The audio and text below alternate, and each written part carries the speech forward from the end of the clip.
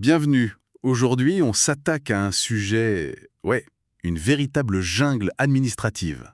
Le monde de la formation professionnelle en France. C'est un peu ça, oui. C'est un paysage immense, rempli d'acronymes qui peuvent donner le vertige. Je pense au RNCP, au CPF, et puis les fameux OPCO. Ah oui, les opérateurs qui financent. Exactement. Bref, c'est un univers où il est incroyablement facile de se perdre. Et au milieu de tout ça, la question pour des millions de personnes, elle est pourtant simple. Comment trouver une formation sérieuse, une qui débouche sur un diplôme, une certification, qui soit réellement reconnue par l'État, et surtout sans se faire arnaquer? C'est la question à 1 million. Et pour essayer d'y répondre, on a analysé un ensemble de sources qui sont vraiment au cœur de cet écosystème. D'accord. On a d'un côté les grands acteurs institutionnels, France Compétences, qui est l'autorité de régulation, le gendarme du système, on peut dire, Le gendarme, oui. et l'ONISEP, que tout le monde connaît, le grand guide de l'orientation. Et puis, de l'autre, on a regardé une application très concrète qui se nourrit de leurs données pour le grand public, mescertif.fr. Notre mission aujourd'hui, c'est donc de cartographier un peu cette jungle. On va décortiquer qui fait quoi, comment ces acteurs s'articulent et surtout comment s'en servir pour naviguer efficacement. L'idée, c'est de passer du statut de randonneur un peu perdu à celui d'explorateur averti. C'est une bonne image. Et pour ça, il faut commencer par le commencement. Allons-y, attaquons le pilier central du système, l'architecte en chef, France Compétences. France Compétences, rien que le nom déjà, il est imposant. Oui, ça sonne très officiel, très... Très État, presque intimidant. D'après nos sources, ce n'est pas juste un annuaire de formation. C'est bien plus que ça. Quelles sont ses missions fondamentales? Qu'est-ce qu'il y a derrière ce nom? Alors, derrière ce nom, il y a 3 missions cardinales qui structurent vraiment tout le système. La première, c'est financer. Le nerf de la guerre. C'est le grand argentier. France Compétences collecte et répartit les contributions des entreprises pour financer l'apprentissage, la formation professionnelle continue. C'est lui qui tient les cordons de la bourse, quoi. D'accord, donc la gestion des flux financiers, c'est la base. Mais j'imagine que c'est sur la suite que ça devient vraiment intéressant. Exactement. La deuxième mission, et là on est au cœur du réacteur, c'est de réguler. Le fameux gendarme. C'est son rôle de gardien du temple. France Compétences régule la qualité, les coûts et surtout il gère les 2 grands répertoires nationaux qui font foi. D'un côté, le RNCP, le répertoire national des certifications professionnelles. C'est-à-dire les diplômes métiers. C'est ça, un diplôme d'ingénieur, un CAP de boulanger, et de l'autre, le répertoire spécifique, le RS, pour des compétences plus ciblées, la maîtrise d'un logiciel, une habilitation électrique. Et obtenir son enregistrement dans l'un de ces 2 répertoires, c'est le Graal pour un organisme de formation.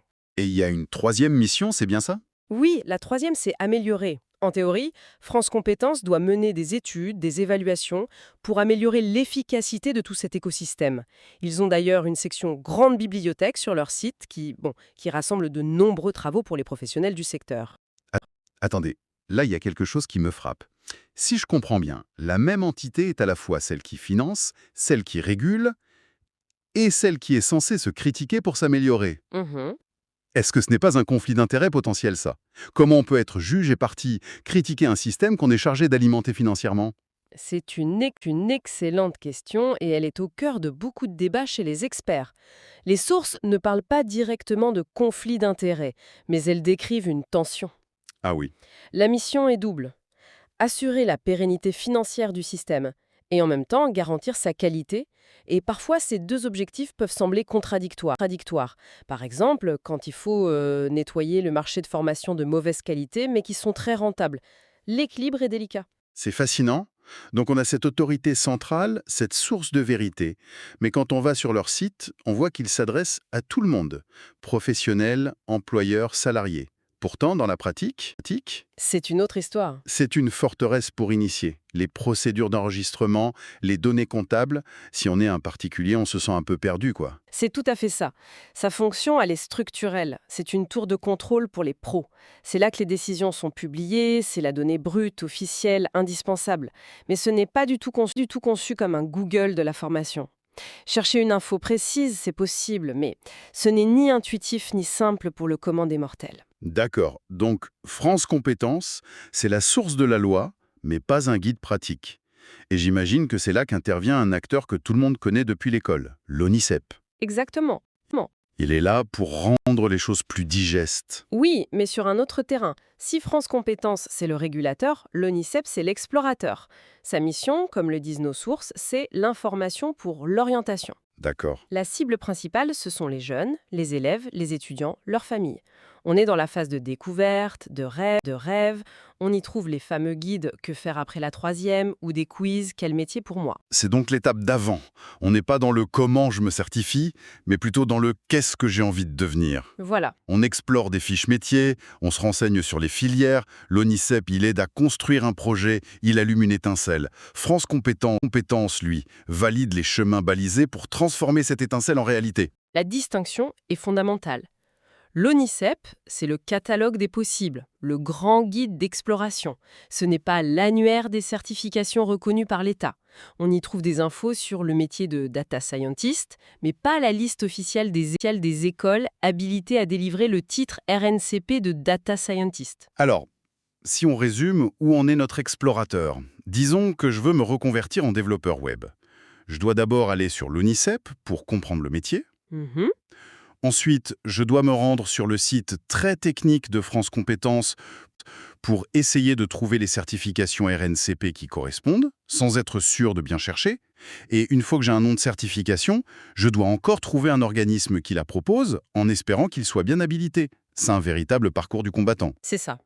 On sent qu'il manque un maillon. Il manque clairement un maillon dans la chaîne. C'est exactement le problème que les sources mettent en lumière. Et c'est là qu'intervient le troisième type d'acteur qu'on a étudié, mescertif.fr, présenté comme un GPS de la certification professionnelle. Un GPS. Une citation qu'on a, tirée du Figaro, est assez parlante. Une recherche qui prenait plusieurs minutes sur France Compétences ne prend plus que quelques secondes sur ce site. L'image est forte. Mais qu'est-ce qui le rend si différent? Il ne sort pas ces informations de nulle part, j'imagine. Non, et c'est là que ça devient vraiment intéressant.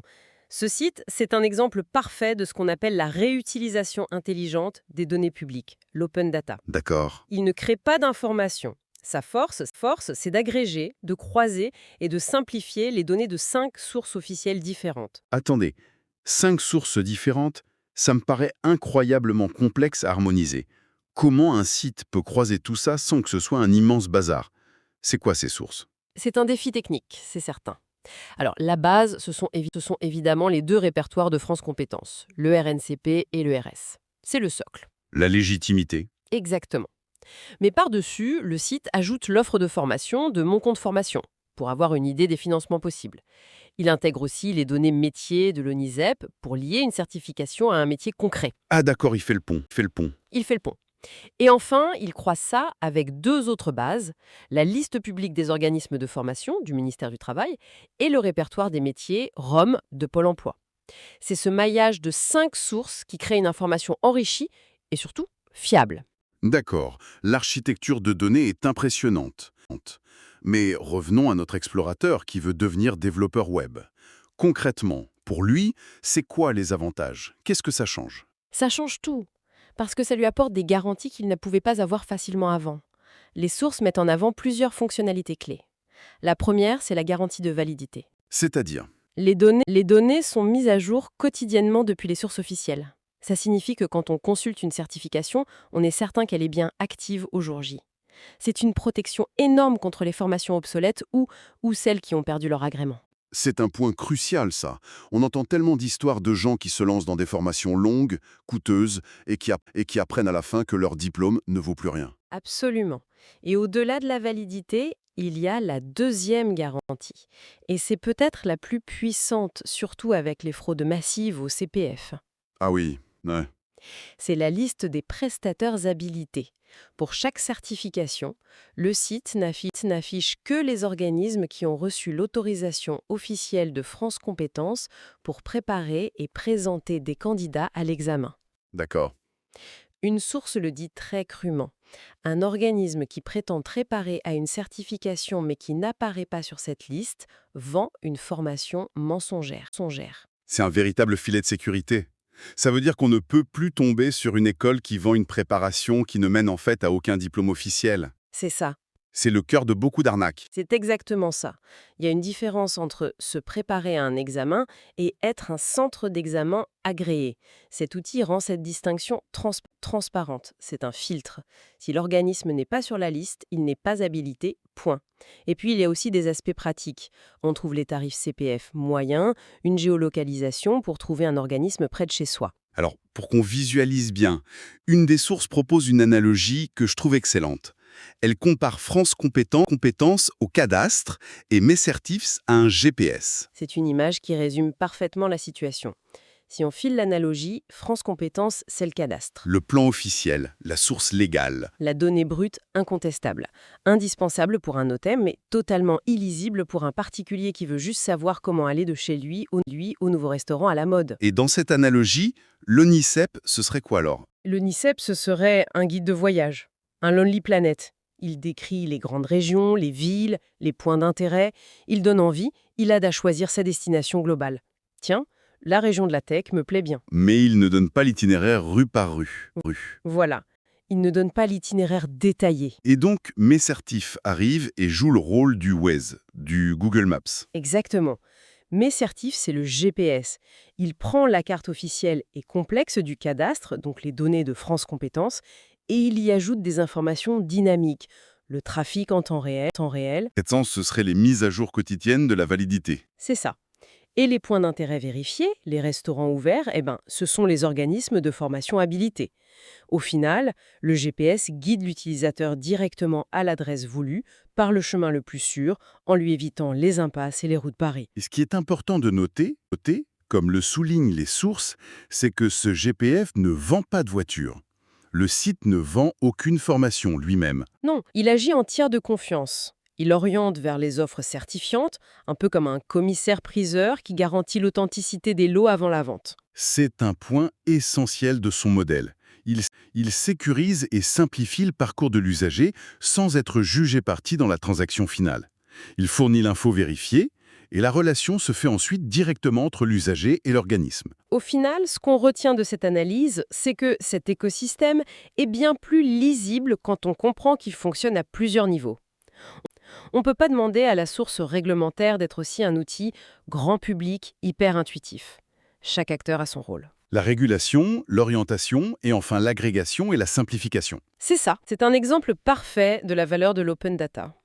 Les données publiques brutes produites par l'État sont un trésor. Mais leur potentiel est décuplé, leur valeur pour le citoyen est vraiment libérée quand elles sont réutilisées, croisées et présentées intelligemment pour répondre à un besoin fondamental. Celui de la sécurité et de la clarté dans un choix qui engage une carrière et souvent beaucoup d'argent. Absolument. Et ça nous amène à une dernière réflexion pour conclure. On voit bien ici un effort clair pour armer l'usager et le protéger contre les offres trompeuses, les arnaques qui ont pollué l'écosystème, notamment depuis la libéralisation du compte personnel de formation. Tout à fait. Et cela soulève une question passionnante pour l'avenir. À mesure que ces outils GPS de la formation deviennent de plus en plus performants, qu'ils agrègent de plus en plus intelligemment les données officielles, quel devient le rôle futur des grands portails institutionnels ? On peut se demander s'ils ne vont pas évoluer. Vont-ils accepter de devenir des sortes de back-office de l'État, des fournisseurs de données brutes ultra fiables pour les professionnels ? En laissant volontairement l'interface avec le grand public à ces applications tierces qui, de fait, prouvent leur efficacité. Pour simplifier et sécuriser le parcours des citoyens. C'est un scénario tout à fait plausible. L'État se concentrerait sur sa mission régalienne de production et de certification de la donnée, et l'écosystème de l'open data se chargerait de l'innovation et de l'expérience utilisateur. Ce qui pose d'autres questions, bien sûr, sur la dépendance envers ces acteurs. Bien sûr, mais c'est peut-être le sens de l'histoire. Un tel sens, une spécialisation des rôles, où chacun fait ce qu'il sait faire de mieux. Une question à méditer.